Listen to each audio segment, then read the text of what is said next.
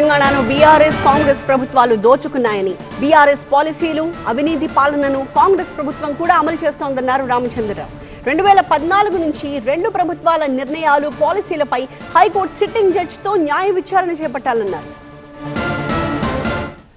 తెలంగాణ వచ్చిన తర్వాత బీఆర్ఎస్ ప్రభుత్వం, అదాపు టీఆర్ఎస్ పేరుండే, ఆ ప్రభుత్వ నిర్ణయాలు, ఆ ప్రభుత్వం చేసినటువంటి తప్పిదాలు, ఆ ప్రభుత్వంలో వచ్చినటువంటి ఎలిగేషన్స్ ఇప్పుడు కూడా కాంగ్రెస్ సమయంలో అది కొనసాగుతున్నాయి.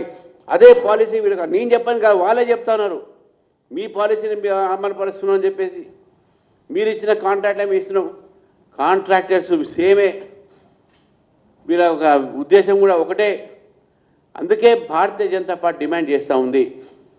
గత 12 సంవత్సరాలు అంటే 2014 నుంచి ఏ రోజైతే బీఆర్ఎస్ ప్రభుత్వం వచ్చిందో తెలంగాణ రాగానే అప్పటి నుంచి ఇప్పటిదాకా అప్పటి ప్రభుత్వ నిర్ణయాలు, ఇప్పుడు ప్రభుత్వ నిర్ణయాలు, ఈ యొక్క పాలసీస్ మీద, నిర్ణయాల మీద, నేను చెప్పినటువంటి అంశాలన్నిటి మీద కూడా, అది కోల్ కావచ్చు, సింగరేణి కావచ్చు, ఇటు గొర్రెల పంపకాలు కావచ్చు, కాంట్రాక్టర్స్ విషయం కావచ్చు, కాళేశ్వరం కావచ్చు, వీటన్నిటి మీద, ఈ అన్నిటి మీద రివ్యూ చేయాల్సిన అవసరం ఉంది.